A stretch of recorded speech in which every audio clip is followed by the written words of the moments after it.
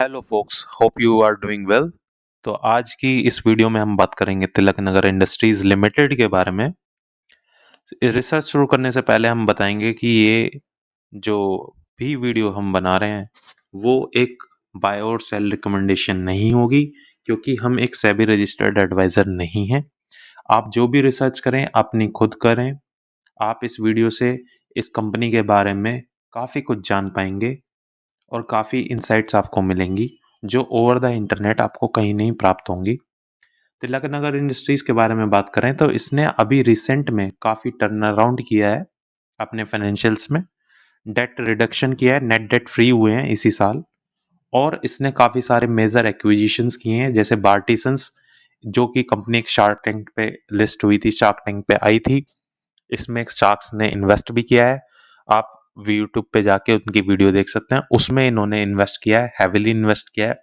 स्प्रेसमैन स्प्रिट्स limited एक company है जो कि जिन में है और रम में है, संसारा जिन और सितारा रम आती है इनकी, उसमें भी इन्होंने इन्वेस्ट किया है। ये जो कंपनी है ये काफ़ी सारे एक्विजिशंस इसके लाइनअप हैं, और ये बेसिकली ब्रांडी का जो स्ट्रॉन्ग प्लेयर है वो ये कंपनी है। इस कंपनी की जो डोमिनेंस है वो साउथ इंडिया में है। और इसके अलावा बहुत सारी चीज़ें हैं जो इस वीडियो में हम समझेंगे। कंपनीज के फाइनेंशियल्स को समझेंगे, कंपनी के थीसिस और एंटी थीसिस पॉइंटर्स को समझेंगे कि क्या चीज़ कंपनी के लिए वर्क कर रही है, क्या नहीं कर रही है। जब मैंने ये कंपनी देखी थी तब ये 300 के लेवल पे थी, प्राइस लेवल पे। अभी ये कुछ समय पहले ही थी, और अब कुछ ही समय में, लगभग 6 मंथ्स में, 3 मंथ्स में, ये 420 रुपीज़ के आसपास की अभी निफ्टी पे पड़ी है, सॉरी एनएसई और बीएसई पे पड़ी है। अब जब हम इस कंपनी के बारे में पढ़ना चाह रहे हैं, जानना चाह रहे हैं, तो हम पहले इसकी इंडस्ट्री को पढ़ेंगे। देखिए, अगर इंडस्ट्री में पोटेंशियल है, इंडस्ट्री में ग्रोथ है, तो कंपनी में भी ग्रोथ आ जाएगी। और दूसरी बात, जब इंडस्ट्री का साइज बड़ा होगा तो और हमारी कंपनी उस इंडस्ट्री के कंपैरेटिवली अभी प्रेजेंट में छोटी होगी और ग्रोथ अच्छी आ रही है इंडस्ट्री में, तो कंपनी के मल्टीफोल्ड होने के चांसेस बढ़ जाते हैं। तो इसी व्यू को ध्यान में रखते हुए, इसी हिसाब से हम कंपनी को स्टडी करेंगे इस वीडियो में। होप कि आप समझ गए होंगे कि आज की वीडियो में हम क्या क्या पढ़ने वाले हैं। तो इसलिए स्टे ट्यून रहें और लाइक सब्सक्राइब करें चैनल को, अगर आप चाहते हैं कि ऐसी वीडियो आपको हर कंपनी के बारे में मिले। तो आप हमें कमेंट्स में बता भी सकते हैं कि नेक्स्ट आप किस कंपनी का एनालिसिस चाहेंगे। नेक्स्ट वीक हम उसको अपलोड कर देंगे आपके कहने पे ही। धन्यवाद। चलिए शुरू करते हैं। इंडियन अल्कोहल बिवरेजेस इंडस्ट्री को हम पहले पढ़ेंगे कंपनी पढ़ने से पहले, क्योंकि उसी इंडस्ट्री में ये आती है। इंडियन अल्कोहल बिवरेजेस इंडस्ट्री जो है वो 3 कैटेगरी में हम फर्दर क्लासीफाई कर सकते हैं। पूरा मैंने आपके सामने चार्ट लगा दिया है।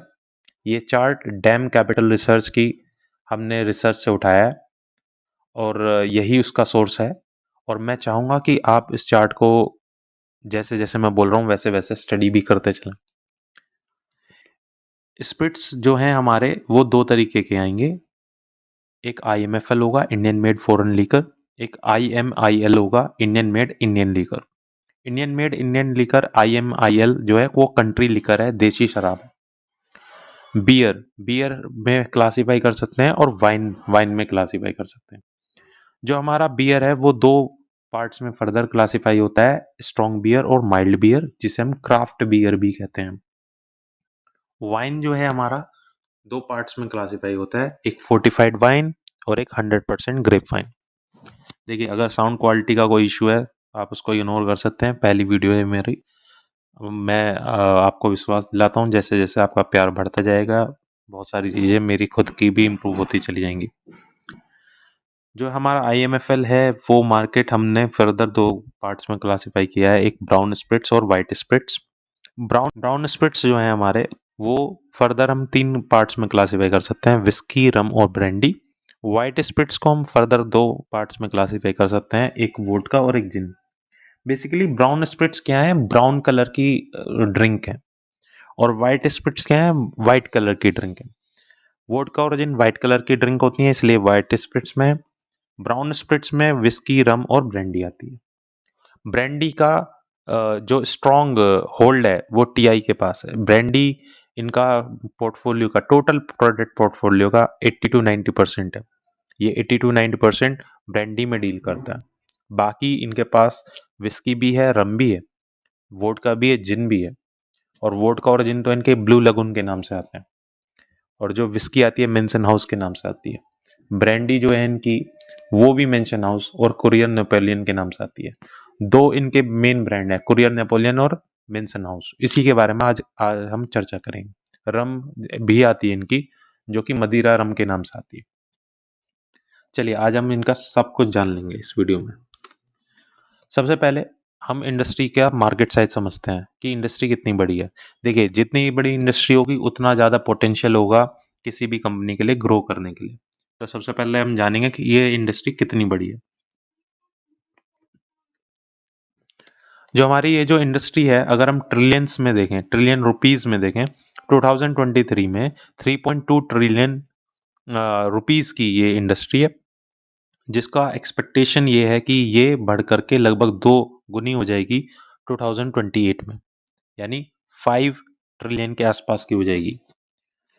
अगर हम केसेस के बारे में बात करें, केसेस होते हैं जिसमें बियर या फिर लिकर या फिर कोई भी जो प्रोडक्ट है, विस्की वगैरह रखे जाते हैं, जिसे हम पेटी कह देते हैं, बॉक्स कह देते हैं, वो केसेस होता है। उसमें नंबर ऑफ बोटल्स आती हैं, ठीक है। जैसे बियर की जो कैन है वो 24 आती है एक बॉक्स के अंदर, तो वो केस हो गया, उसके उसको हम केस कहेंगे। तो जब भी हम केसेस की बात करेंगे तो आपको आइडिया लग जाएगा। जैसे कोल्ड ड्रिंक की कैरेट होती है ना, कैरेट, दूध की भी कैरेट होती है, एग्स की कैरेट होती है, इसी तरह इसमें केसेस बोला जाता है। तो अगर हम बात करें केसेस के बारे में और मार्केट साइज निकालें केसेस के हिसाब से, तो मिलियंस में हम केसेस बोलेंगे अभी। तो 2023 में जो है 1068 यानी 1068 मिलियन केसेस का मार्केट है। टोटल मार्केट, ठीक है। और 2028 में ये जो टोटल मार्केट है, ये लगभग 1.5 गुना हो जाएगा, जो कि लगभग 1500 मिलियन केसेस के आसपास हो जाएगा। 1491 प्रिसाइसली इन्होंने जो एस्टिमेट किया है। अगर हम बात करें आईएमएफएल मार्केट की, तो इसका जो मेजर कॉन्स्टिट्यूएंट है या लार्जर कॉन्स्टिट्यूएंट है, वो है इसका विस्की। विस्की जो है टोटल प्रोडक्ट पोर्टफोलियो का, टोटल आईएमएफएल के टोटल प्रोडक्ट पोर्टफोलियो का 64% ऑफ सेल वॉल्यूम कंट्रीब्यूट करता है। और अगर हम बात करें ब्रांडी की, वो लगभग 20% कंट्रीब्यूशन ब्रांडी से आता है इसमें, ठीक है। चलिए, अभी मैंने एक आपके पास में प्रेजेंटेशन प्रेजेंट की आपको, तो इसमें हम दो तरीके से इंडस्ट्री को समझेंगे, फिर से दोबारा से समझेंगे और वही इंसाइट्स लेंगे अपनी रिसर्च के लिए। सबसे पहले हम बात करते हैं sale of spirits by category, volume, ठीक है। फिर दूसरे नंबर पे हम बात करेंगे sale of spirits by category, value. Value और वॉल्यूम कैटेगरी में दोनों में समझेंगे हम कि कौन कौन कहाँ पे स्टैंड करता है। अगर करें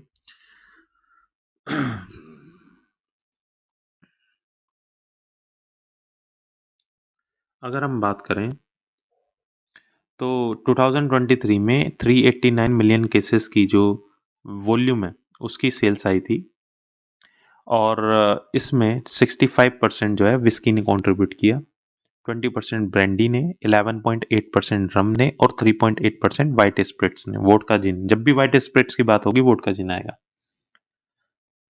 अगर हम आने वाला एस्टिमेशन देखें, जो एनालिस्ट ने एस्टिमेट किया है आने वाला फ्यूचर में, तो 2028 की बात कर रहे हैं, आज से 5 साल बाद, 2023 से, पिछले साल से 5 साल बाद, यानी अब से 4 साल बाद, तो ये टोटल इंडस्ट्री का जो साइज हो जाएगा वो 511 मिलियन केसेस का हो जाएगा।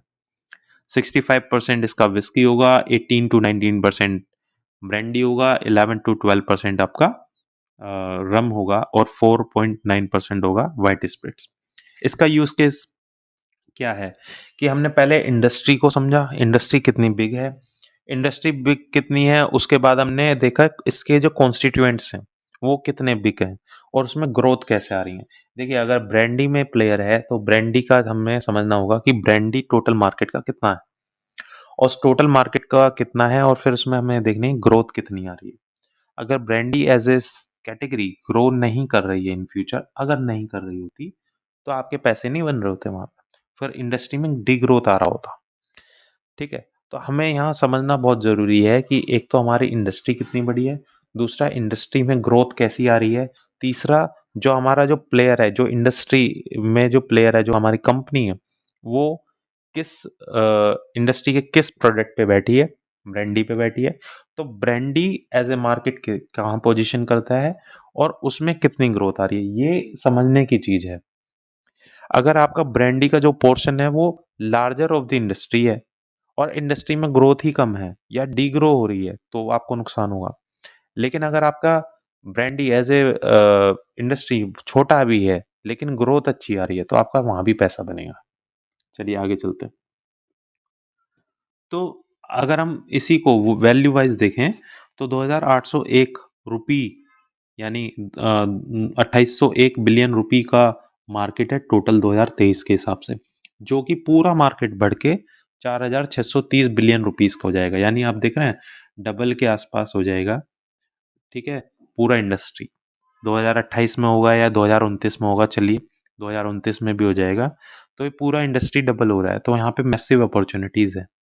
ओके, तो ब्रांडी एज ए कैटेगरी देखा जाए तो अभी प्रेजेंट में 11% कंट्रीब्यूट कर रहा है इन वैल्यू टर्म्स में। आगे जाके पूरे इंडस्ट्री का जो साइज है वो, क्योंकि इंडस्ट्री का साइज ही डबल हो रहा है, तो उस डबल साइज के 9 या 10% को कंट्रीब्यूट करेगा। जब समझ में आ रहा है, यानी अब भी काफी ग्रोथ है ब्रांडी सेगमेंट में भी इंडस्ट्री लेवल पे। फिर हम देखेंगे टीआई ब्रांडी सेगमेंट में कैसे कर रहा है, तो अगर अच्छा कर रहा होगा तो हमारे वहां पे अच्छे पैसे बनेंगे। आगे देखते हैं ब्रांड पोर्टफोलियो, यानी इनका जो प्रोडक्ट है वो किस किस प्राइस रेंज में आता है और क्या क्या ये बेचते हैं। तो अगर आप देखो इन्होंने 3 तरीके से कैटेगरी को बांटा है, सुपर प्रीमियम एंड अबव 1000 से, प्रीमियम और सेमी प्रीमियम और डिलक्स। 3 तरीके के प्रोडक्ट हैं, सुपर प्रीमियम, प्रीमियम और डिलक्स। डिलक्स यानी इनकी सबसे छोटी कैटेगरी है जो कि है 500 से 700 की रेंज में। इसमें इनकी रम आती है, मदिरा रम, और इनकी ब्रांडी भी आती है, courier Napoleon brandy gold. Okay, फिर अगर हम थोड़ा सा ऊपर जाएंगे तो प्रीमियम या सेमी प्रीमियम कैटेगरी आ जाती है जो कि 700 से 1000 तक की है। इसमें सबसे जो प्रीमियम ब्रांडी है इनकी वो है मेंसन हाउस ब्रांडी। ठीक है, नंबर 1 की सेलिंग है इसमें। और मेंसन हाउस गोल्ड विस्की भी इसी के अंदर आती है। और इनके पास ब्लू लगून के नाम से एक ब्रांड है जो कि जिन बनाता है, तो उसकी जिन आती है इसके अंदर। सुपर प्रीमियम भी एक कैटेगरी है जो कि 1000 रुपए से ऊपर हो गई है। इसमें इनका मेंसन हाउस का अगेन रिजर्व ब्रांडी आता है जो कि सुपर प्रीमियम कैटेगरी का है। मेंसन हाउस का चैम्बर्स आता है, कोरियन नेपोलियन का ब्रांडी ग्रीन वाला आता है।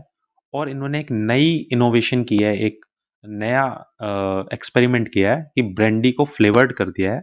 इसका नाम इन्होंने फ्लैंडी रखा है, तो इसको इन्होंने सुपर प्रीमियम में रखा है। इसकी पोजीशनिंग 1000 रुपए से ऊपर की गई है। तो ये जो स्ट्रैटेजी है अपने प्रोडक्ट को रखने की, इसको हम कहते हैं प्राइस लैडरिंग। कि आपने अपने ब्रांडी जो प्रोडक्ट है उसको हर तरीके की प्राइस रेंज में रखा है कि उसको हर तरह का कंज्यूमर ले सकता है। जैसे 500 से 700 में डिलक्स कैटेगरी की आ गई, कोरियन नेपोलियन की ब्रांडी। मेंसन हाउस की 700 से ऊपर आ गई है। और फिर मेंसन हाउस का ही प्रोडक्ट है जो कि 1000 से भी ऊपर का है, वो भी आ गया है। तो इन्होंने पूरा स्ट्रॉन्ग होल्ड रखने की कोशिश की गई है ब्रांडी में। इसके बाद इनके कुछ इन्वेस्टमेंट्स हुए हैं, जैसे इन्होंने इन्वेस्टमेंट किया है Spaceman Spirits Lab Private Limited में, एसएसएल। इसका एक प्रोडक्ट आता है समसारा जिन, दूसरा प्रोडक्ट आता है सितारारम। इसमें इन्होंने इन्वेस्ट किया। आप इसको इनकी वेबसाइट खोल सकते हो स्पेसमैन स्पिरिट्स की, तो वहाँ पे आपको बहुत डिटेल मिलेगी कि किस तरह से ये कंपनी वर्क करती है। तो इसमें इन्होंने यूजरशिप एग्रीमेंट मेंटेन किया है कि जो हमारा स्पेसमैन स्पिरिट्स है वो टीआई का जो डिस्ट्रीब्यूशन नेटवर्क है उसका एक्सेस उसको मिलेगा। लेकिन जो इसके जो फाइनेंशियल होंगे स्पेसमैन स्प्रिट्स के, वो इंक्लूड होंगे टीआई की फाइनेंशियल्स में। मतलब जो सेल होगी समसारा की और सितारा की, वो इंक्लूड होगी हमारे टीआई के पास। ये इन्होंने यूजरशिप एग्रीमेंट किया है यहाँ पे। ऐसे ही इन्होंने बार्टिसंस के साथ किया है। Bartisans round the cocktails private limited, RTC के नाम से आती है। और ये जो है ये अल्कोहल नहीं है, ये कॉकटेल ब्रांड है। और ये बेसिकली नेचुरल इंग्रेडिएंट से बनती है। शार्क टैंक पे ये एपिसोड आप देख सकते हैं बार्टिसंस वाला, तो आपको बहुत आइडिया लग जाएगा। और ये कॉकटेल कल्चर के लिए काफ़ी क्या कहते हैं उसको, ग्रोइंग फेज में है। तो कॉकटेल कल्चर वहाँ पे हिट करेंगे, ब्रांडी को कॉकटेल का एक बेस ड्रिंक बनाएंगे, ये इससे लग रहा है मेरे को।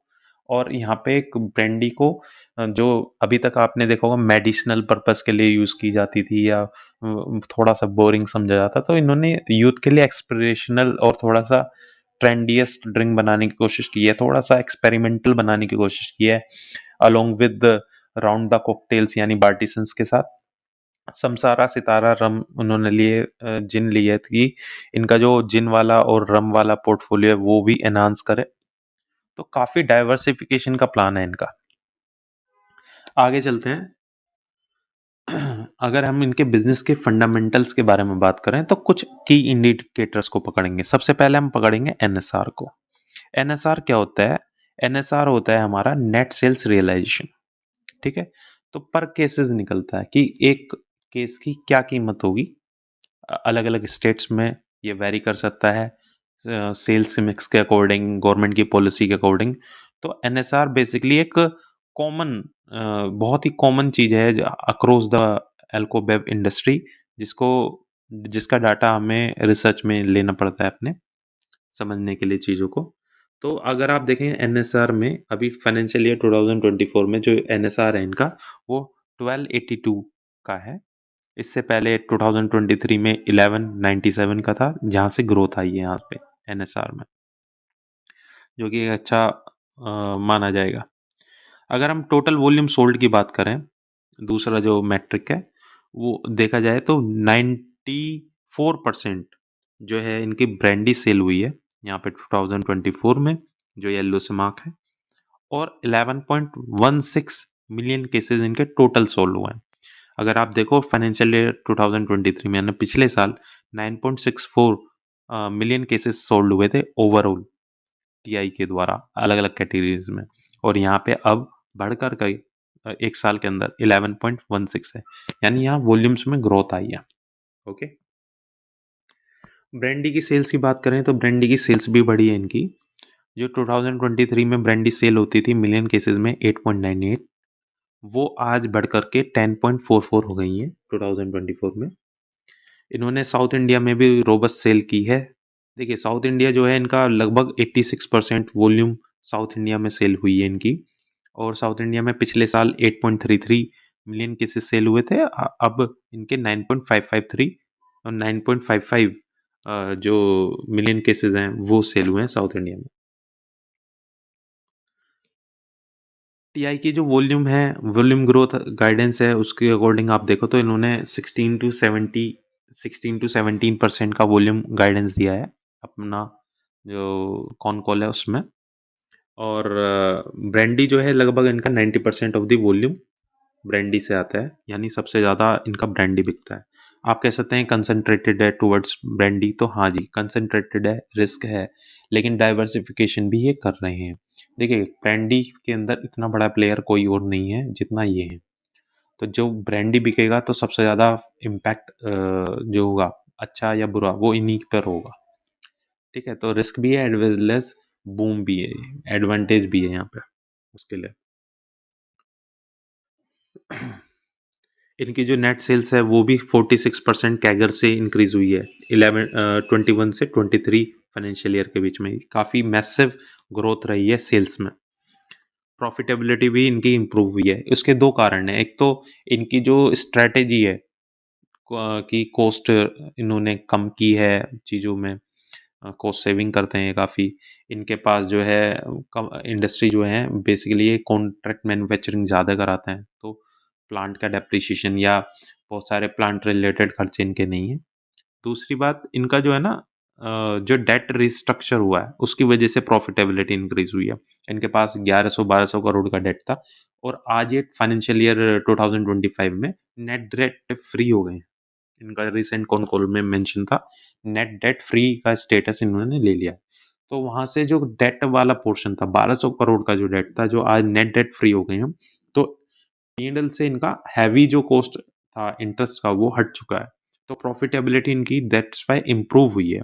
और प्रॉफिटेबिलिटी इंक्रीज होने के साथ साथ जो क्रिसिल है उसने भी इनको स्टेबल रेटिंग दी है, तो ये कंपनी के लिए काफ़ी अच्छा रहा है। देखिए इंटरेस्ट बर्डन का अगर आप ग्राफ देखें तो इंटरेस्ट बर्डन जो है इनका वो रिड्यूस हो रहा है, क्योंकि इन्होंने लोन को रिस्ट्रक्चर कराया, रीपे करा है 2023 में। जो इनका इंटरेस्ट कॉस्ट है वो घट करके काफ़ी कम हो गया है, मतलब लेस देन 5% हो गया है, जो कि पहले 26% था। अगर हम इनकी जर्नी की बात अगर हम इनकी जर्नी की बात करें तो जर्नी को हम अलग अलग टाइम फ्रेम में डाल सकते हैं, अलग अलग टाइम फ्रेम में एनालाइज कर सकते हैं। तो 1933 में ये शुगर कंपनी थे, महाराष्ट्र शुगर मिल्स लिमिटेड के नाम से थे। ये शुगर बनाते थे और उससे रिलेटेड प्रोडक्ट बनाते थे। फिर इन्होंने एक्विजिशन किया है, ब्रांड्स खरीदे, डिस्लरी में आ गए। ठीक है, कुछ चीज़ें इनकी फेल हुई, कुछ चीज़ें चली, डेट लिया, डेट को रीपे किया और आज की डेट में यहाँ पे है।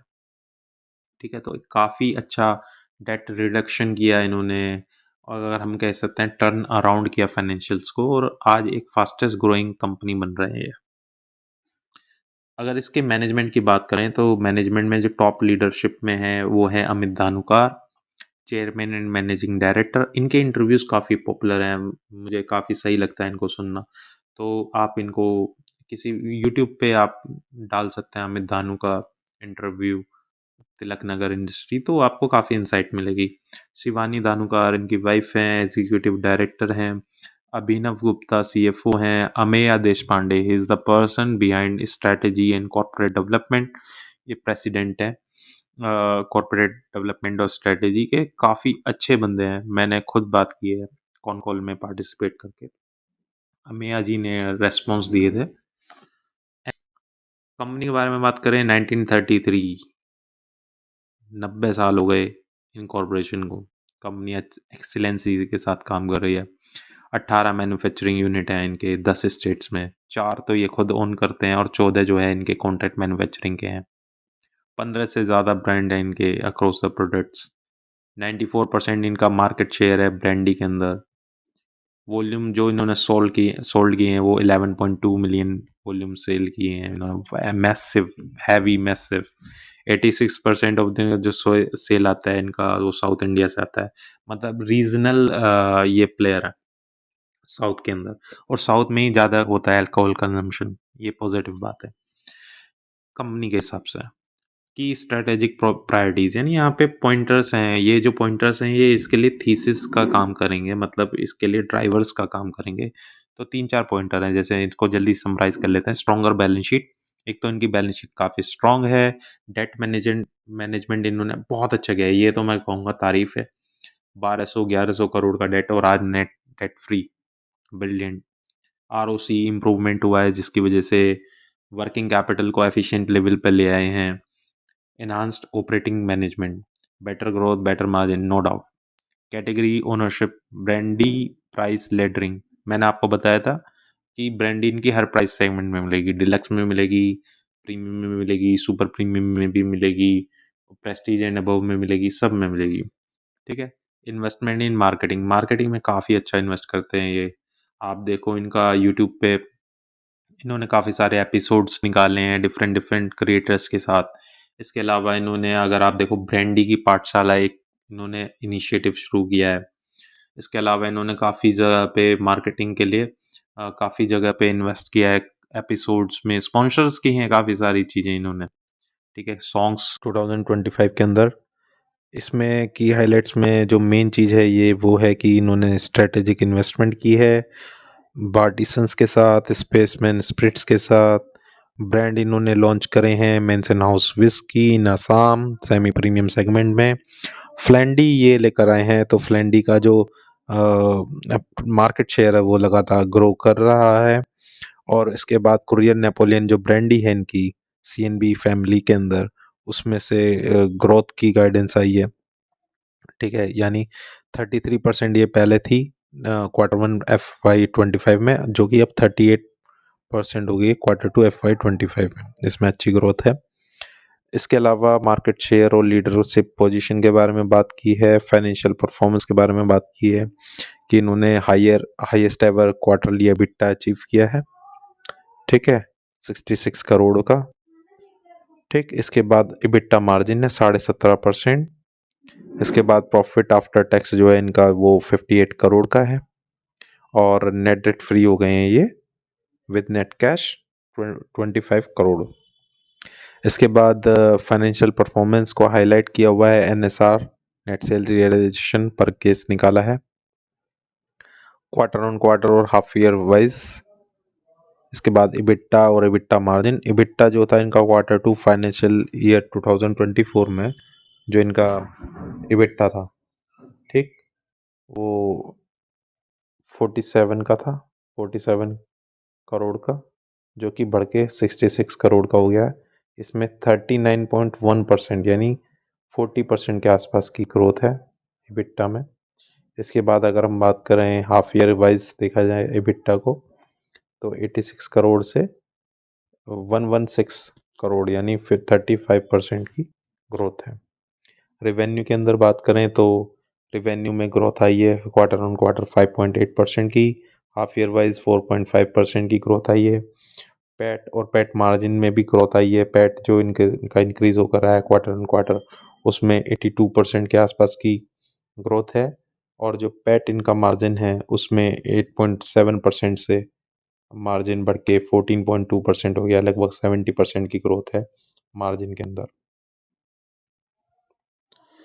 फिर हम बात करें कि वॉल्यूम्स की, तो टीआई जो है हमारा जो आईएमएफएल कैटेगरी है उसमें फास्टेस्ट ग्रोइंग कंपनी है, ठीक है। और अगर हम बात करें तो इंडस्ट्री वाइड डिसरप्शन होने के बाद भी ये जो है इसने अपनी ग्रोथ को कंटिन्यू किया है।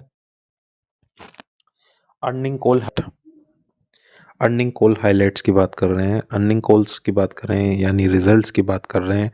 रिजल्ट्स के अंदर कंपनी ने बताया है कि भाई जो हमारा ईएनए है, एक्स्ट्रा न्यूट्रल अल्कोहल, जो हमारा बेसिकली रॉ मटेरियल है, उसका जो कॉस्ट है वो 70 से 69 पर लीटर हो गया है, ठीक है। 70 से 69 पर लीटर हो गया है, तो यहाँ से हमें को प्रॉफिटेबिलिटी आएगी, ग्रोस प्रॉफिट मार्जिन हमारा इंक्रीज होगा। जो हमारा बोतल कॉस्ट है उसमें भी कमी आई है, तो बोतल कॉस्ट की और रॉ मटेरियल की कॉस्ट की डिक्रीज होने की वजह से हमारा जो ग्रॉस प्रॉफिट मार्जिन है वो इंक्रीज होगा। दूसरा, हम प्रीमियमाइजेशन के थीम पे हैं। प्रीमियमाइजेशन हम अक्रॉस द कैटेगरी कर रहे हैं, तो वहाँ पे हमें मार्जिन्स अच्छे मिलेंगे। इसके अलावा इन्होंने कुछ स्टेट्स के बारे में हाईलाइट दिया है कि जो हमारा जो कर्नाटका है वहाँ पे हायर कंज्यूमर प्राइसेस हैं और जो हमारा तेलंगाना है उसमें जो रिसीवेबल साइकिल्स हैं यानी जो पेमेंट का जो साइकिल है, जो पेमेंट आ रहा है, वो साइकिल्स बढ़ चुके हैं, इलोंगेटेड हो चुके हैं। चलिए अब स्टेट वाइज डाटा पे आते हैं। अर्निंग कॉल में स्टेट वाइज डाटा दिया हुआ है जिसमें कि बताया गया है कि जो प्रॉफिटेबल स्टेट्स हैं वो कर्नाटका, आंध्रा और पांडिचेरी और तेलंगाना है।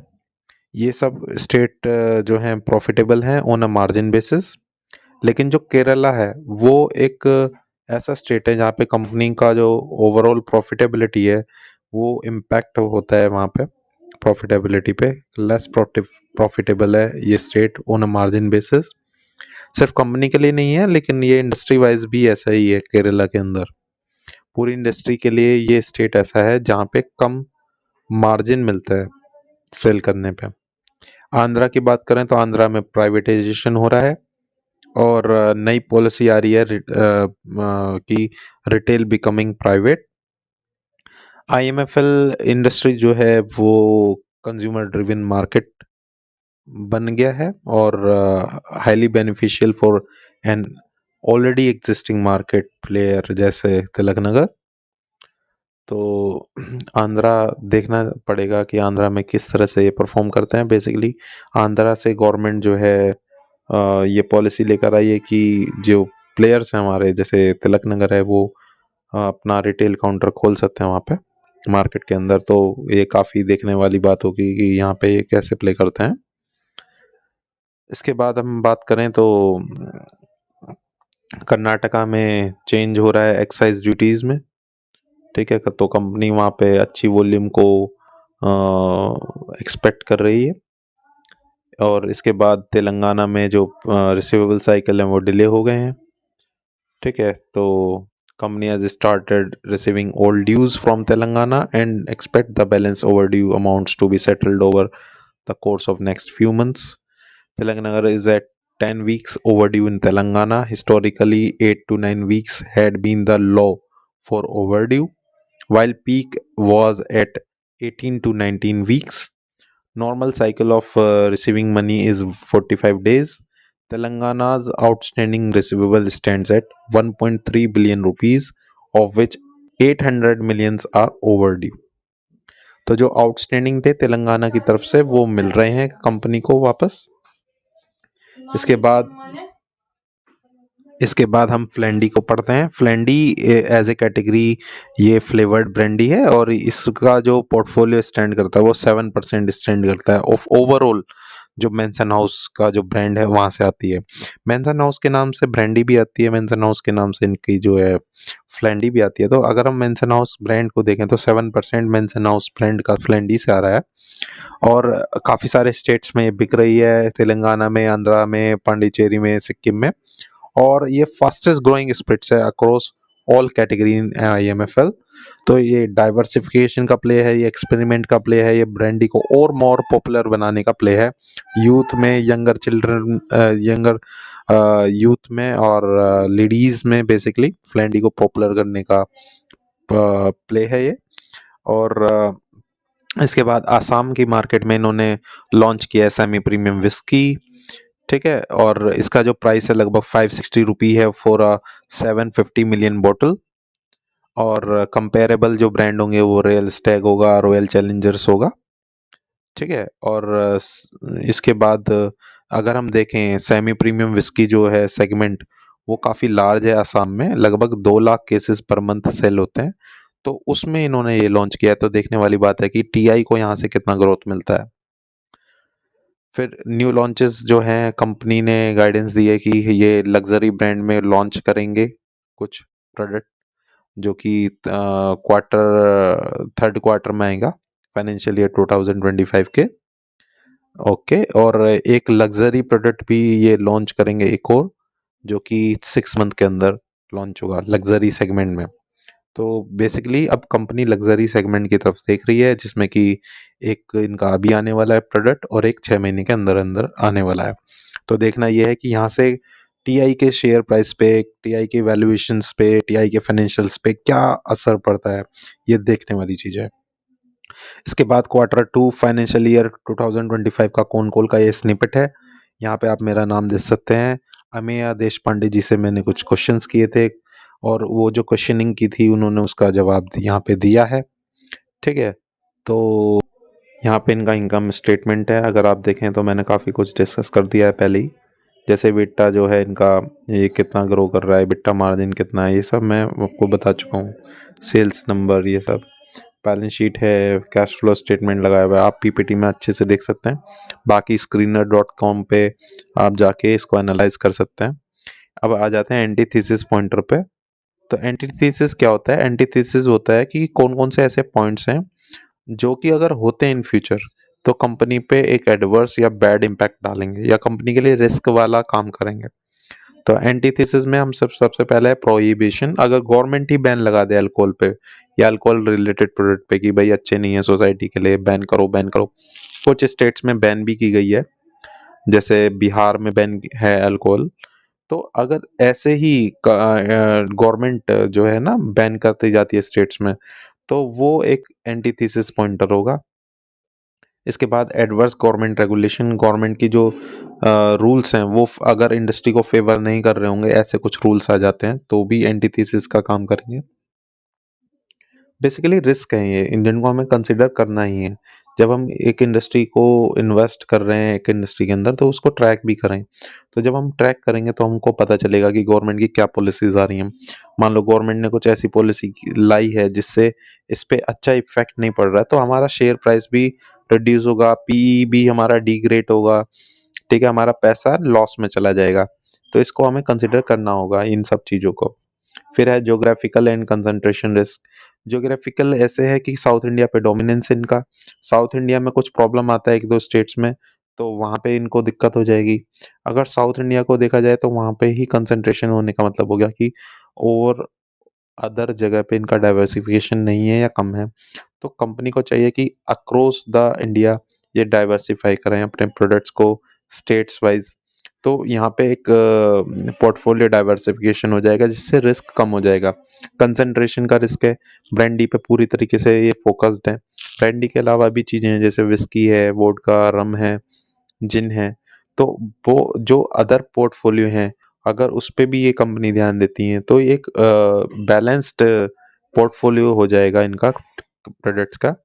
लेकिन कंसंट्रेशन के लिए रिस्की भी है और एडवांटेजेस भी है, क्योंकि जो ब्रांडी में जितना मार्केट आता है उसका मेजर चंक इन्हीं के पास आता है। उसका इतना बड़ा हो गया है ये प्लेयर। इसके अलावा इसके पास एंटीथेसिस पॉइंटर में इसके अलावा है ईएनए प्राइस वॉलेटिलिटी।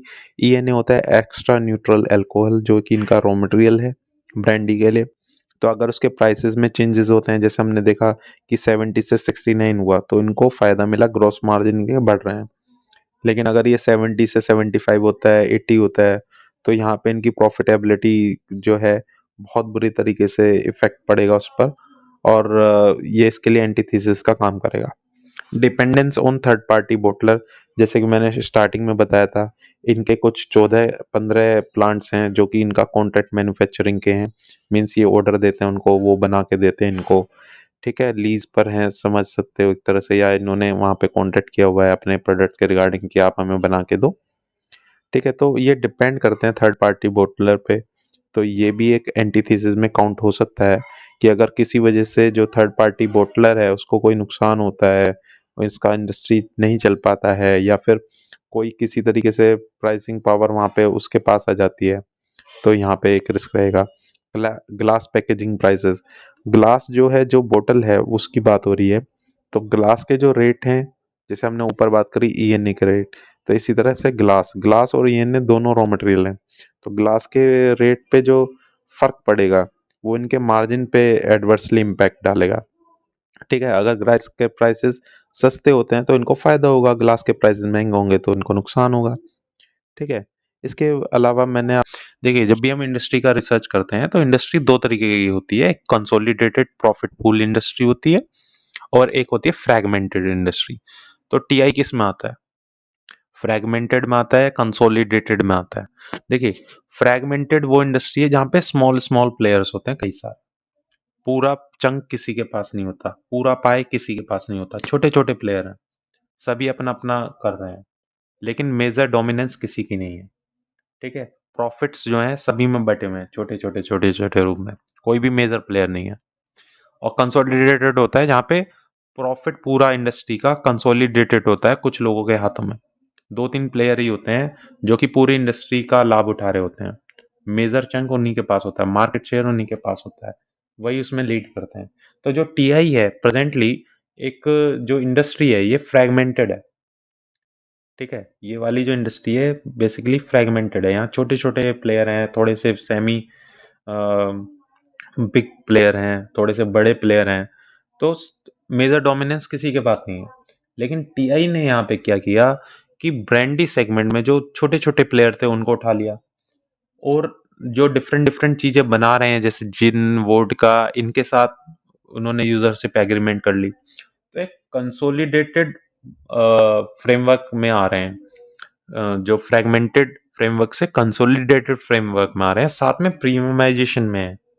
ठीक है, तो premiumisation with consolidation from fragmented industry, तो काफी अच्छा यहाँ पे इनके लिए बन रहा है फ्रेमवर्क।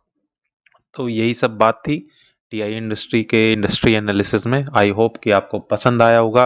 आपका जो भी सजेशन हो आप मुझे कमेंट कर सकते हैं, आप मेरे को बता सकते हैं, और मैं उम्मीद कर सकता हूं कि आप मेरे को मौका देंगे अगली बार के लिए।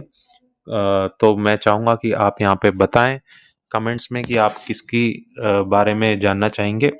आई होप कि जैसे जिसके सबसे ज़्यादा सजेशन होंगे हम उसी इंडस्ट्री के ऊपर, उसी कंपनी के ऊपर फिर से एक वीडियो बनाएंगे और अच्छे तरीके से बनाएंगे। This was my first video on YouTube, तो मैं चाहूँगा कि आप थोड़ी-सी गलती इधर-उधर हुई हो, साउंड में प्रॉब्लम हुई हो, बैकग्राउंड नॉइज़ का प्रॉब्लम हुआ हो या किसी वजह से प्रॉब्लम हुई है तो उसको मुझे माफ़ करेंगे और इस वीडियो को प्यार देते हुए आप लोगों में शेयर करेंगे, चैनल को ग्रो कराने में मदद करेंगे। जितना आप मेरी मदद कर सकते हैं, थैंक यू सो मच। मिलते हैं नेक्स्ट वीडियो में। I am signing off. Thank you.